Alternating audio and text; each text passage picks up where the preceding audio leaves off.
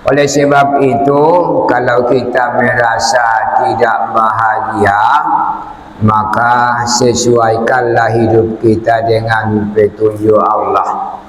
Kita tidak bahagia bukan karena kurang harta, bukan karena kurang sehat badan, tapi hakikatnya karena hidup kita menyimpang dari petunjuk Allah. Banyak orang miskin tapi merasa bahagia. Contohnya Nabi Isa alaihissalam. Banyak orang kaya tapi tidak bahagia. Contohnya Korun.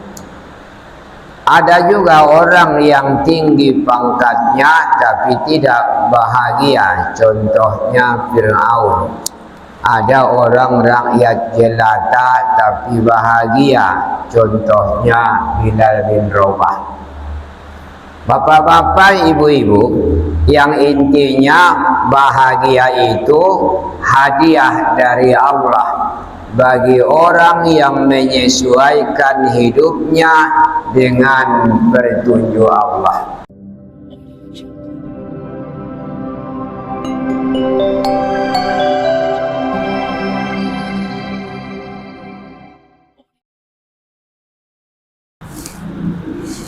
Assalamualaikum warahmatullahi wabarakatuh. Alhamdulillahirabbil alamin wa bihi nasta'in ala umurid dunya waddin. Asyhadu an la ilaha illallah wa asyhadu anna Muhammadan abduhu wa rasuluh allazi la nabiyya ba'dah. Allahumma salli wa sallim ala sayyidina Muhammad wa ala alihi wa sahbihi ajma'in. Bapak-bapak, ibu-ibu, jamaah wirid yang dimuliakan Allah, bersyukur kita kepada Allah. Hati kita hendaknya mengatakan terima kasih ya Allah yang telah menggerakkan hatiku untuk hadir ke rumahmu ini. Karena tidak semua orang digerakkan Allah hatinya datang memenuhi undangan Allah. Jadi kita diberikan Allah sesuatu yang tidak diberikannya kepada orang lain. Tentu kita merasa bergembira, rasa bersyukur kepada Allah. Kemudian dari itu bersolawat kita kepada Rasulullah.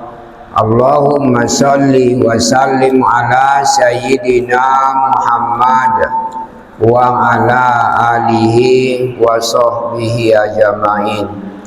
Beliau adalah utusan Allah untuk menyampaikan petunjuk Allah kepada manusia agar kita manusia ini hidup sesuai dengan petunjuk Allah. Kalau kita hidup sesuai dengan petunjuk Allah, maka Allah menjamin akan diberikan kepada kita kehidupan yang sejahtera, hayatan thayyibah, kehidupan yang thayyib, yang baik, yang bahagia. Begitu janji Allah di dalam surat An-Nahl ayat yang ke-97. Oleh sebab itu, kalau kita merasa tidak bahagia, maka sesuaikanlah hidup kita dengan petunjuk Allah. Kita tidak bahagia bukan karena kurang harta, bukan karena kurang sehat badan, tapi hakikatnya karena hidup kita menyimpang dari petunjuk Allah. Banyak orang miskin tapi merasa bahagia. Contohnya Nabi Isa alaihissalam. Banyak orang kaya tapi tidak bahagia. Contohnya Korun. Ada juga orang yang tinggi pangkatnya tapi tidak bahagia. Contohnya Fir'aun. Ada orang rakyat jelata tapi bahagia. Contohnya Bilal bin Rabah. Bapak-bapak, ibu-ibu, yang intinya bahagia itu hadiah dari Allah bagi orang yang menyesuaikan hidupnya dengan petunjuk Allah. Saya ulangi sekali lagi, bahwa bahagia ini adalah hadiah dari Allah bagi orang-orang yang bisa menyesuaikan hidupnya dengan petunjuk Allah. Jadi bahagia hadiah, tidak bisa dengan amalan. Bukan orang yang banyak sholatnya bahagia, orang yang banyak puasanya bahagia, tetapi yang bahagia itu orang yang sesuai hidupnya dengan petunjuk Allah. Bapak-bapak, ibu-ibu, jamaah sekalian yang saya hormati, pada kesempatan ini kita mengkaji tentang hadiah yang disediakan Allah bagi orang yang menang di dalam berjuang. Ada 3 hadiah yang dijanjikan Allah. Janji Allah ini dapat kita baca di dalam surat Al-Mujadalah ayat yang ke-22. Kita baca dulu ayatnya dan kita artikan, kita bahas sesuai dengan kemampuan. Pedoman kita membahas ayat ini adalah tafsir Al-Maraghi dan tafsir Ibnu Katsir. Bismillahirrahmanirrahim. La tajidu qauman yu'minuna billahi wal yaumil akhir yu'adduna man haddallaha wa rasulah walau kanu aba'ahum aw abana'ahum aw ikhwanahum aw ashiratahum ulaika kataba fi qulubihimul iman wa ayyadahum biruhim min wa yudkhiluhum jannatin tajri min tahtihal anharu khalidina fiha radhiyallahu anhum wa radu an ulaika hizbullah ala inna hizballahi humul muflihun. Artinya, jadi yang saya katakan tadi, 3 hadiah yang disediakan Allah bagi orang yang menang di dalam pertandingan, dalam perjuangan atau berjihad. Kita sebutkan dulu apa jihadnya, apa pertandingannya, kemudian nanti baru apa hadiahnya. Tidak akan engkau dapatkan satu kaum yang beriman kepada Allah dan hari akhirat berkasih sayang dengan orang yang menentang Allah dan Rasul-Nya. Ini perjuangannya. Tidak akan engkau dapatkan suatu kaum yang beriman mereka kepada Allah dan hari akhirat berkasih sayang dengan orang yang menentang Allah dan Rasul-Nya. Ini perjuangan yang berat ini. Kalau kita orang yang beriman, kita tidak akan mau berkasih sayang dengan orang yang menentang agama Allah. Umpama seseorang berbuat dosa, yang berbuat dosa ini salah seorang daripada orang yang kita kenal, orang yang kita sayangi, orang yang akrab dengan kita, dia berbuat salah. Kita orang yang beriman, kita tidak akan mau membela orang yang salah tadi kalau betul-betul iman kita ini di dalam hati. Terkadang kan di dalam kehidupan kita bertetangga, berkeluarga, ada keluarga kita yang salah, lalu butuh dia perlindungan, butuh dia pertolongan. Lalu terkadang keluarga dekat yang berbuat salah ini mengundang kita untuk mencari solusi agar orang yang salah ini tidak ditindak, tidak dihukum. Kapan perlu umpamanya adakan perlindungan, berikan solusi. Pokoknya pemilih sahabat kita yang salah itu dibela. Orang yang beriman, kata Allah, tidak akan mau ikut-ikutan membela orang yang salah. Berarti kita harus tegas, asyidda'u 'alal kufar, keras terhadap kekafiran. Jadi kalau kita umpamanya masih mau membela orang yang salah, berarti iman kita dipertanyakan.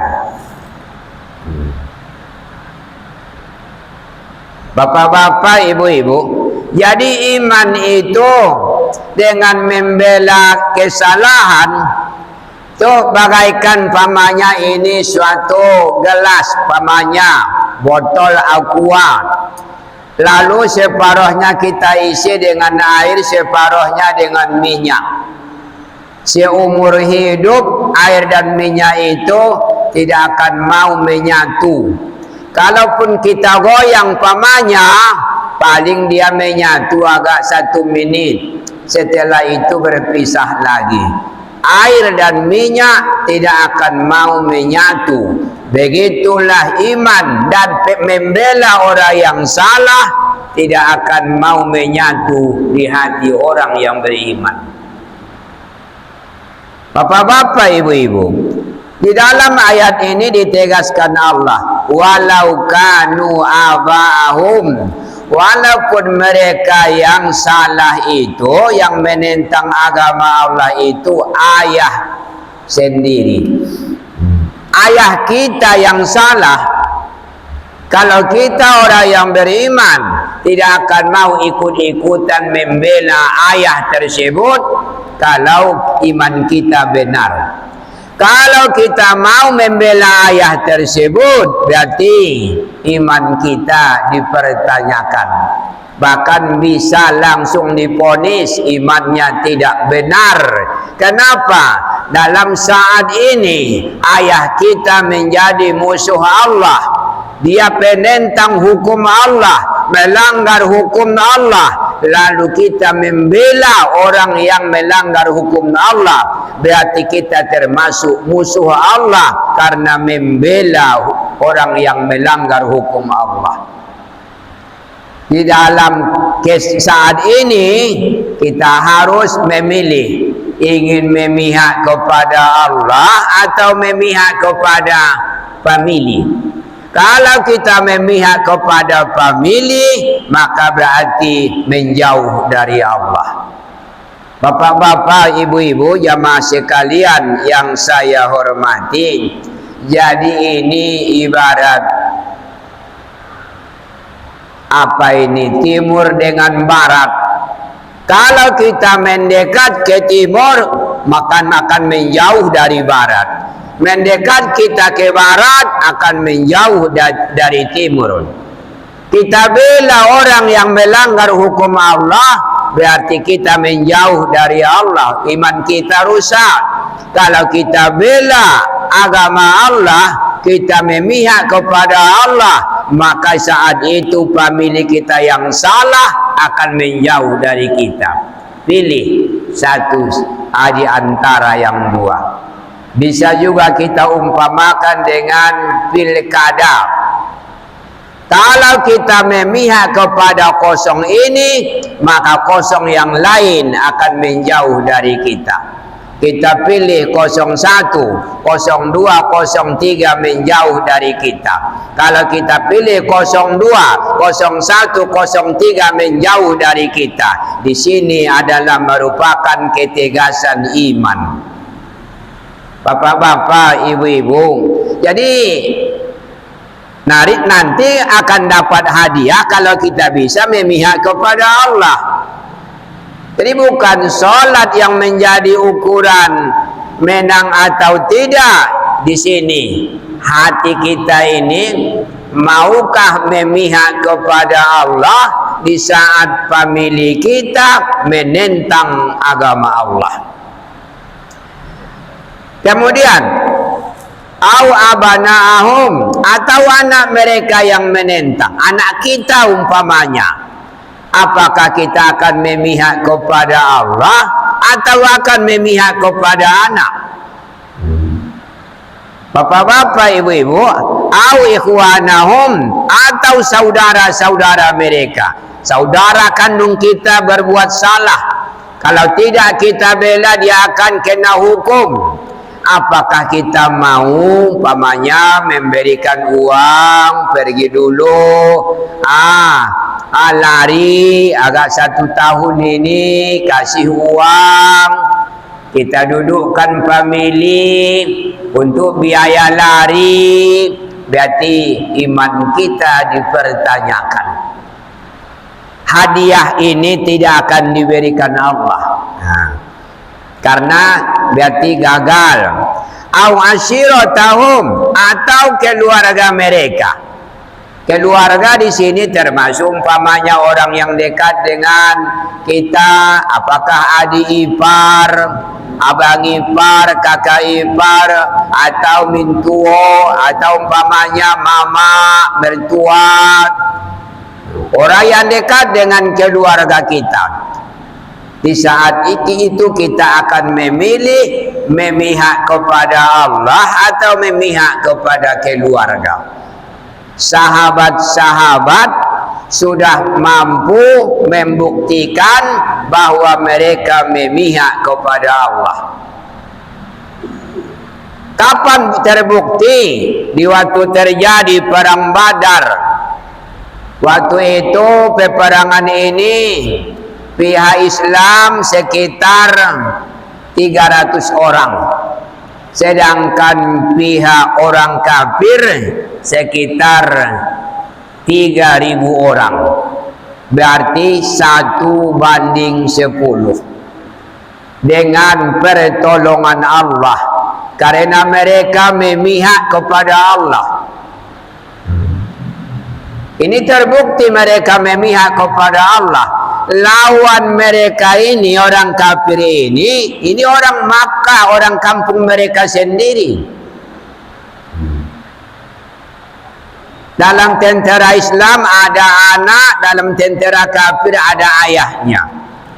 Terkadang di dalam tentera Islam dengan kafir ada yang bersaudara, seayah seibu. Mereka berjuang menegakkan agama Allah, bukan menegakkan kefamilian.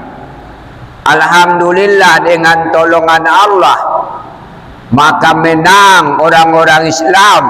Diturunkan Allah malaikat sebanyak 5.000 malaikat menolong umat Islam, karena mereka telah membuktikan keimanan mereka. Mereka memilih Allah ketimbang famili mereka. Bapak-bapak, ibu-ibu, Pendek cerita, menang umat Islam. Banyak orang kafir yang mati. Maka diambillah harta mereka, dijarah harta mereka. Tapi tidak seperti penjarahan yang sekarang. Kalau sekarang penjarahan sesama warga negara karena tidak merasa puas atas tindakan mereka, ini dihalalkan Allah. Yang penjarahan yang sekarang itu apakah halal? Tidak tahu saya. Itu tidak saya bahas. Itu apakah halal atau tidak? Jangan tanya. Saya tidak tahu. Bapak-bapak, ibu-ibu. Jadi harta mereka diambil semua yang dapat. Tawanan-tawanan dibawa ke Madinah. Sampai di Madinah, musyawarah Rasulullah dengan sahabat-sahabat. Wahai sahabat-sahabatku, bagaimana pendapat kalian tawanan kita ini? Mau kita apakan ini? Maka di antara sahabat menunjuk, saya ya Rasulullah mengusul. Apa usulan anda? Kata Rasul, kita pancung satu persatu. Padahal dalam tawanan ini kaum famili mereka yang dari Makkah ini, yang mengusul ini orang Makkah, orang yang muhajirin, orang yang hijrah. Lalu yang lain, kata Rasul, menunjuk lagi satu orang lagi, ya Rasulullah, saya juga mengusul. Apa usulan anda? Seiring dengan jawaban yang tadi, usulan yang tadi, seirama dengan jawabannya, dengan usulannya, kita pancung satu persatu. Di dalam tawanan itu, ya Rasulullah, ada ayah saya, katanya. Rupanya ayahnya masih kafir, masuk tentera Islam, masuk ke dalam tawanan. Anaknya sudah Islam, masuk tentera Islam. Kata anaknya, ayah saya itu ya Rasulullah, serahkan kepadaku, aku yang memancung. Rupanya ada saudara Ali bin Abi Thalib yang masih kafir, masuk pula dia dalam peperangan itu, masuk ke dalam tawanan. Saudara Ali bin Abi Thalib ini serahkan kepada Ali, dia yang memancung. Jadi kita memancung famili kita masing-masing. Nampak hendaknya dalam Islam ini bahwa kita membela Allah, bukan membela kefamilian. Itu baru menang imannya. Orang yang seperti inilah yang diberikan hadiah yang akan kita sebutkan ini. Bapak-bapak, ibu-ibu, akhirnya Rasulullah bertanya lagi kepada Abu Bakar, karena Abu Bakar diam, tidak memberikan usulan. Kamu Abu Bakar, tanya Rasulullah, bagaimana usulmu? Jawab oleh Abu Bakar, saya lain ya Rasulullah. Tawanan kita itu kan famili kita juga. Lalu kalau kita bunuh mereka, tentu terputuslah keturunan mereka. Kita masih mengharap ada nanti keturunan mereka yang beriman. Satu. Yang kedua, kita ini miskin-miskin karena harta kita tinggal di Makkah. Kita hijrah menyelamatkan iman. Harta dan keluarga kita tinggal di Makkah. Bagaimana kalau kita minta saja tebusan? Kita butuh biaya supaya mudah-mudahan mereka beriman nanti. Dan kita dapat biaya untuk biaya perang. Yang tidak punya dana, tidak punya uang, kita berikan tugasnya, setiap orang mereka wajib mengajari umat Islam tulis baca. Kewajibannya 10 orang muslim. Satu orang tawanan tugasnya mengajari 10 orang muslim sampai pandai tulis baca. Maka diterima Rasulullah usulan itu. Maka ditebus mereka diri mereka dengan uang. Kemudian tawanan Rasulullah yang kafir yang tidak ada uangnya wajib mengajari orang Islam untuk pandai tulis baca dalam satu orang tawanan 10 orang muridnya. Inilah yang terjadi. Tapi ditegur oleh Allah. Berarti keputusan ini bukan keputusan yang terbaik.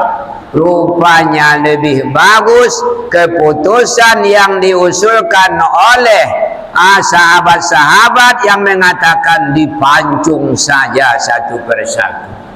Jadi tebusan itu bukan cara yang baik, bukan cara yang mulia, bukan cara yang tepat. Yang paling tepat hukum mati karena mereka menentang agama Allah. Bapak-bapak, ibu-ibu, tapi yang jelas beginilah merupakan suatu keputusan mereka. Tidak ada pembelaan terhadap kaum famili mereka. Mereka rela membunuh saudara mereka yang menentang agama Allah. Itu baru iman yang benar. La yu'minu ahadukum hatta ayyakunallahu wa rasuluhu ahabba ilaihi mimma siwahuma. Tidak benar, tidak sempurna iman seseorang sehingga adalah Allah dan Rasul lebih dicintainya daripada selain Allah dan Rasul. Lebih cinta kita kepada ayah dan ibu, lebih cinta kita kepada anak dan istri. Itu baru benar iman kita. Bahkan harus lebih cinta kepada Allah dan Rasul dibanding dengan diri kita sendiri. Baru benar iman kita. Bapak-bapak, ibu-ibu, jadi supaya kita tidak mudah merasa puas dengan ibadah, karena yang diharapkan Allah bukan ibadah nomor 1, tapi adalah pembuktian iman, cinta kepada Allah, cinta kepada Rasul. Terkadang kita ini kelihatan alimnya bukan main, ibadah bukan main. Tapi kalau bertemu dengan pilihan Allah, antara Allah dengan famili, masih suka memilih kefamilian dibanding dengan ketuhanan. Ini artinya imannya bermasalah. Bapak-bapak, ibu-ibu, hadirin hadirat sekalian yang saya hormati. Lalu apa hadiah yang disediakan Allah bagi orang yang mampu menjadikan Allah dan Rasul nomor 1 di hatinya? Pertama, janji Allah. Ulaika kataba fi qulubihimul iman. Mereka itu ditetapkan Allah di dalam hati mereka iman. Wa ayyadahum biruhim minhu, dan dikuatkan Allah iman mereka itu. Jadi diukir di dalam hati mereka itu iman yang kuat. Kalau sudah diukir, tidak akan bisa dihapus. Nah, yang bisa dihapus tulisan. Kalau ukiran tidak bisa dihapus, tidak mudah menghapusnya. Bapak-bapak, ibu-ibu, itu hadiah dari Allah. Imannya itu kuat. Jadi iman ini bisa kuat adalah karena perjuangan. Iman tidak akan kuat karena ibadah. Berapa banyak pun sholat kita, iman kita tidak akan kuat. Berapa banyak pun puasa kita, iman kita tidak akan kuat. Tapi iman itu akan kuat apabila kita bisa mengutamakan Allah dibanding dengan selera kita, mengutamakan iman dibanding dengan perasaan kita. contoh yang lain untuk mendapatkan iman yang kuat, membuktikan bahwasanya mengutamakan ketuhanan dibanding dengan perasaan atau selera. Umpamanya bapak-bapak, kita melihat sesuatu sesuai dengan nafsu kita, lalu karena teringat kepada Allah, maka kita mau memalingkan pandangan kita daripada yang kita sukai itu, kita alihkan pandangan semata-mata karena Allah. Ini artinya berjuang mengalihkan nafsu kepada iman. Tinggalkan selera, kuatkan kepada Allah. Umpama bapak-bapak kita laki-laki melihat di sana atau bertepatan ke hadapan kita wanita yang cantik. Nah, biasanya mata ini suka kepada yang cantik-cantik, yang indah-indah. Lalu kita begitu inginnya kita melihatnya, terpesona kita melihatnya, langsung kita alihkan pandangan kita. Kalau betul-betul karena Allah kita alihkan pandangan kita, maka Allah memberikan tambahan iman, hadiahnya.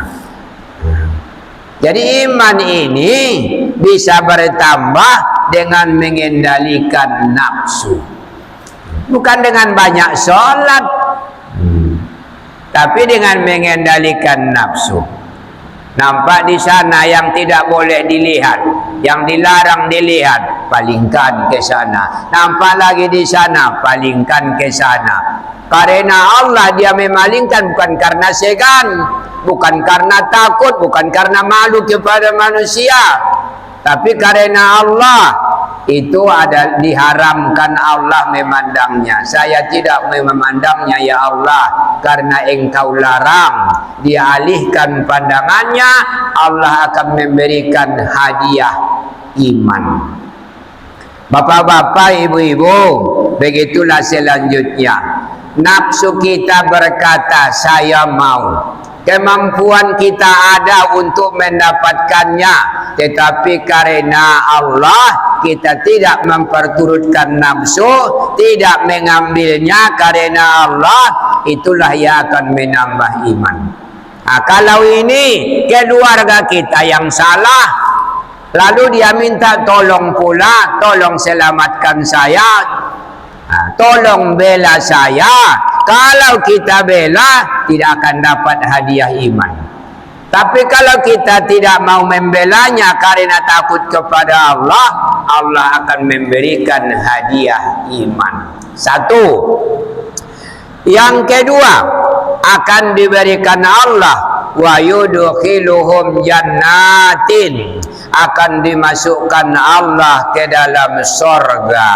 Jadi kalau sudah kuat iman, hadiah berikutnya adalah surga. Tajri min tahtihal anhar, mengalir dari bawahnya sungai-sungai. Ini sejalan, iman diberi yang kuat, kemudian kalau sudah meninggal diberikan Allah masuk surga. Jadi kalau iman tadi di atas dunia, kuat iman ini, tenteram di dalam keimanan, tenang dia dalam keimanannya, tidak ragu-ragu. Ini yang dipanggil Allah, ya ayyatuhan nafsul mutmainnah, wahai jiwa yang tenang. Tenteram dia di dalam imannya, tidak ragu-ragu. Ya tegas, saya tidak mau membela orang yang menentang agama Allah. Tegas dia. Sekalipun ayah, sekalipun anak, sekalipun saudara, sekalipun keluarga, tidak akan saya bela. Orang yang seperti ini karena sudah diberikan ketenangan, kekuatan iman, nanti kalau meninggal baru diberikan hadiah surga. Kemudian yang terakhir, hadiah dari Allah, radhiyallahu anhum wa radhum an. Allah ridho kepada orang yang seperti itu dan mereka pun ridho kepada Allah. Ini pemberian yang paling tinggi ini. Jadi ridho ini bapak-bapak rupanya bukan permintaan kita ini, tapi ini hadiah. Kita sering meminta, Allahumma inna nas'aluka ridhoka wal jannah. Ya Allah, kami minta kepada Engkau ridhomu. Rupanya ridho ini tidak bisa diminta, ibu-ibu, bapak-bapak. Tidak bisa diminta, tapi itu hadiah. Hadiah dari Allah, karena dia bisa mengalahkan nafsu dan perasaan. Dia nomor satukan imannya, dia nomor satukan Allah, sedangkan yang lain-lain itu adalah urusan nomor belakangan. Jadi rasa-rasakan. Jadi bukan minta ridho, sebentar-sebentar minta ridho. Apakah sudah ridho Allah yang menjadi cinta kita nomor satu, baru kita mau minta cinta kepadanya, minta ridho? Bapak-bapak, ibu-ibu, kalau sudah diridhoi Allah, kita juga ridho kepada Allah, maka itu adalah suatu keuntungan yang besar. Ulaika Hizbullah, mereka itulah yang dikatakan Hizbullah. Hizbullah ini partai Allah. Nah, kalau apa lagi istilahnya, kalau bahasa kitanya golongan Allah. Mereka ini golongan Allah, pejuang Allah, tentera Allah. Benar, banyak cerita Allahu Akbar katanya, tapi kalau bertepatan pemilihnya yang berbuat mungkar disembunyikan, tiba di mata dipicingkan, tiba di perut dikempiskan. Kalau tiba di keluarganya yang berbuat salah, pura-pura tidak tahu, bahkan dilindungi lagi, dibela lagi. Tapi kalau orang lain yang berbuat salah, tiba di perut dikempiskan, kuat-kuatnya dia ingin menghancurkannya. Ini bukan iman yang benar. Ini iman yang salah. Jadi kalau iman yang benar, tidak membela keluarga yang salah. Kemudian akhir ayat itu dikatakan Allah, ala inna hizballahi humul muflihun. Ingatlah, sesungguhnya tentera Allah, kelompok Allah, partai Allah, mereka itulah yang akan menang. Lalu kita ini sekarang kenapa tidak menang ini? Mayoritas Islam tapi kalah terus karena iman kita dipertanyakan.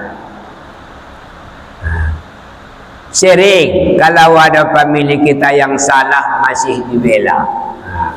Sering kedapatan ada kaum pemilih kita yang salah dibela, bela membela.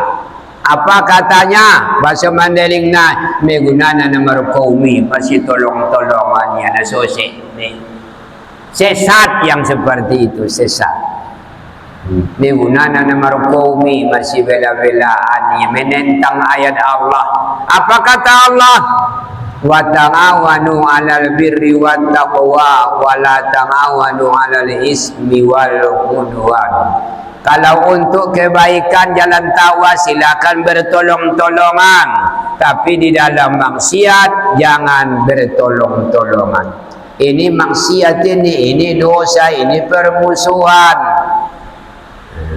Jadi pada lerar pa membela kaum di mana salah, konjolo gembira ho sumbayang mi, puasa mi, haji mi, umroh mi, sadokah mi, iman mi situ tu na bermasalah. Bapak-bapak, ibu-ibu, barangkali waktu sudah dekat. Kalau kita tambah nanti keterangannya, barangkali tanggung. Jadi yang penting kita jadikan Allah di hati kita ini. Ini nomor satu. Allah nomor satu. Umar bin Khattab mengatakan, ya Rasulullah, aku beriman kepada Allah dan kepada Rasul. Aku cinta kepada engkau ya Rasulullah. Lebih aku cintai engkau daripada ayahku, ibuku, anakku, keluargaku. Kecuali aku, kata Umar. Apa kata Rasul? Termasuk dirimu pun Umar. Kalau belum bisa engkau menjadikan aku yang lebih cinta daripada dirimu, maka iman belum benar. Jadi harus lebih kita cintai Allah dan Rasul daripada diri kita sendiri pun. Itulah mereka yang berjihad, berjuang, mati di dalam membela agama Allah. Jadi baik indah rupiah mati membela agama Allah, indah rupiah sempurna iman. Hadirin hadirat sekalian, anggota ni kita antak membela kaum Nasara. Mudah-mudahan kita ditolong Allah. Tentu supaya bisa seperti ini harus ditolong Allah. Kalau tidak ditolong Allah, tentu kita tidak akan dapat melaksanakannya. Mudah-mudahan semuanya ini dengan izin Allah, dengan tolongan Allah, insya Allah bisa kita capai. Kita tutup dengan doa kafaratul majalis. Subhanakallahumma rabbana wa bihamdika asyhadu an la ilaha illa anta astaghfiruka wa atubu ilaik. Wa sallallahu ala sayyidina Muhammad wa ala alihi wa sahbihi wa sallam. Walhamdulillahi rabbil alamin. Assalamualaikum warahmatullahi wabarakatuh.